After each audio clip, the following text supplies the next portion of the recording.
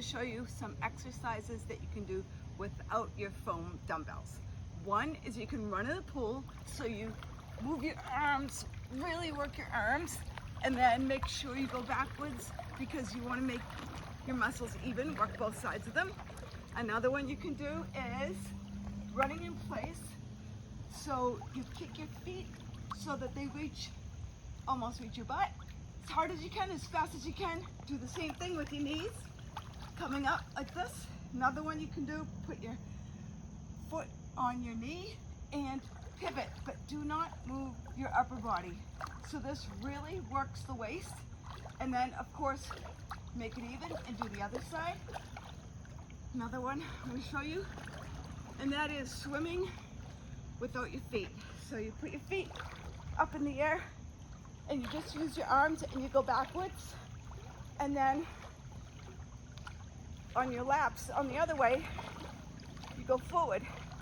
So you can do a few laps like that, backward and forward in the pool with no feet. Another one you can do is go out over your head and keep your hands out of the water so you don't cheat, and keep your knees locked and just use your feet. Then you can bend your knees as hard as you can so that you really work stretch out those front, whoops, I use my hands, stretch out your front quads. So those are some exercises that you can do that will really give you a workout without the foam weights. And there's another one, the crawl. Go sideways, bring your foot, the top foot as close as you can to your butt, and make sure you go the other way to make it even. That's it. Welcome back to Mary Ellen's Life Hacks. Today I'm going to show you a pool workout that will get you toned up.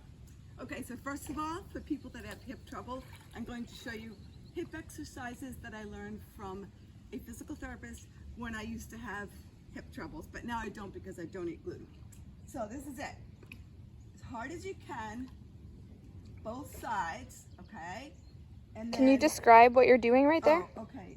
Right, left, as hard as you can. So if you do it really hard and fast, then it's like having, it's like using a band, okay? So that's the first thing you do, both sides. Then you can do the same thing forward and backwards, both sides. Now this is the next thing you're gonna do. This helps your core, really helps your core. I couldn't shovel very well until I started doing this. All winter long, I was a shoveling fool in the snow because of this exercise. So you take your foam weights, you put them together, and then you go like this. You make like an 8, okay? And then you can keep your hips locked so that you're not moving your hips at all. And then you can make a wide swing like this, okay? And then you can go underwater and do the 8. Really tighten your core the whole time you do this. And I try to do 100 of those. All right, next, this is for the abs. So you reach forward and put your feet out to the back, and then you switch and put your feet out to the front, and you do that as many times as you can. For those of you who don't have weights, it's really hard, but you can do it without weights. See, it's harder, but you can do it. Now, next one, hold these to the side and bring your knees right up tight to your chest and to the side like that. And do as many as you can. Make sure you reach as far as you can with your toes, and keep your toes together when you do it. Keep your toes together when you do this one like this too. Okay, now this is the next one. This is good for your forearms.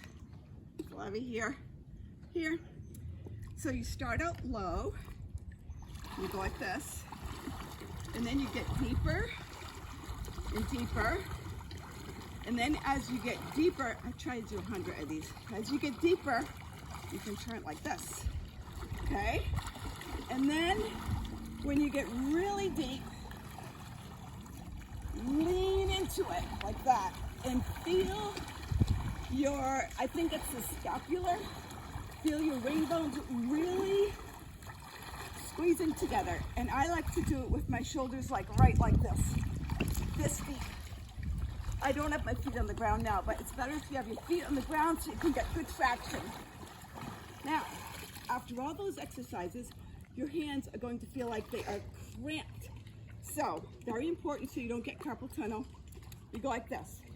Now when I go like this and I stretch out, what I try to do, sorry neighbor. Okay. What I try to do is I just do my legs when I'm swimming. 20 times I do my legs. I count 20, then other side for 20, and then this is so you don't get arthritis. When you live this long, trust me, you know about these kind of things. You go, you go like this with your fingers. Now, I'm going to tell you a really tricky one. Try to do your feet, do your fingers, but do opposite, okay? That is going to work your brain as well as your muscles. And it's not as easy as it looks. It's like rubbing your tummy and patting your head. That's it.